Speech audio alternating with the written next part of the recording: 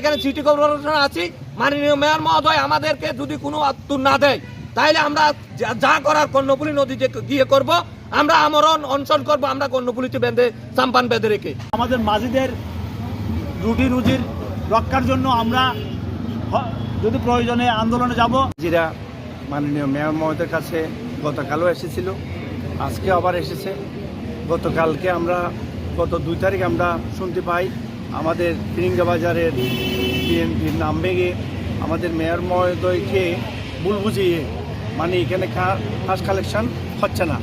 এটা আমাদের অমিতার ঘাট আমাদের পাটনিজীবীদেরকে গত 4 মাস আগে এটা অস্থায়ী মানে ইজারা তোলার জন্য দায়িত্ব দিয়েছিল আমাদের মোহাম্মদ কি নাম খালামিয়াকে দায়িত্ব দিয়েছিল। খালামিয়ার দায়িত্ব থাকা অবস্থায় এটা গত 2 তারিখ আমাদের ফিরিঙ্গা বাজারের জনিক যুবরাজকে আমাদের কিছু না জানিয়ে এটা দায়িত্ব দিয়েছে। একটা চিঠি দেখেছি, কিন্তু ওরা আজ পর্যন্ত কোনো ঘাস কালেকশনে যায় নাই। গতকালকে আমরা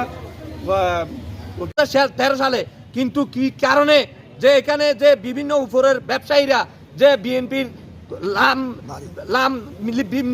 লাম ভাঙ্গিয়ে বিএনপির দুর্নাম করার জন্য, আপনারা জানেন এই যে তারেক জিয়ার 31 দফা বিএনপির 31 দফা কর্মসূচি আছে, সেখানে শ্রমিকের অধিকার আছে। আমরা শ্রমিক, আমরা সাম্পান ভাই আমরা আমাদের জীবিকা নির্বাহ করি, কিন্তু তারা আমাদের এখানে এসে চাঁদাবাজের মতো এই আমাদের গাড় দখল করার জন্য, আমাদেরকে উচ্ছেদ করার জন্য পায়তারা করতেছে।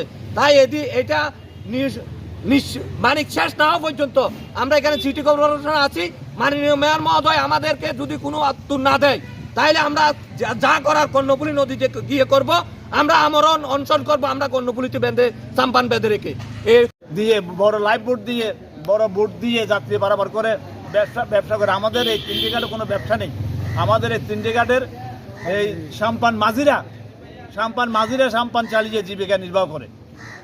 এখানে কথা হচ্ছে আপনারা যে কর্ণফুলীর মধ্যে কয়টা ঘাট আছে, কয়টাতে সাম্পান আছে, কয়টাতে যাত্রী পারাপার করে, কয়টা ব্যবসায়িক ঘাট, কয়টা মাছ ঘাট, সেটা কোনো উত্তর নাই, শুধু ঘাট উল্লেখ আছে।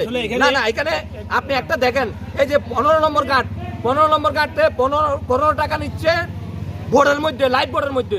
তারা লাইফ বোর্ডের মধ্যে 20 জন 25 জন যাত্রী নিচ্ছে। ওই ঘাটের যাত্রীদের কোনো স্বাধীনতা নাই এবং ওইখানে ওই নিরাপত্তাও নাই। তারপরে ওইখানে 15 টাকা দিচ্ছে, ওইখানে আবার প্লাস যারা ঘাট ডাক নেয় 1 কোটি 1.5 কোটি 2 কোটি টাকা দিয়ে এখান থেকে নিয়ে যায়, তারা ওইখানে 5 টাকা থেকে জনগণ থেকে নিয়ে যায়। তাইলে এটাও পায়তারা করতেছে। তারা আস্তে আস্তে এখানে দখল করে জনসাধারণ থেকে 5 টাকা নেওয়ার জন্য তারা সেই পায়তারাটা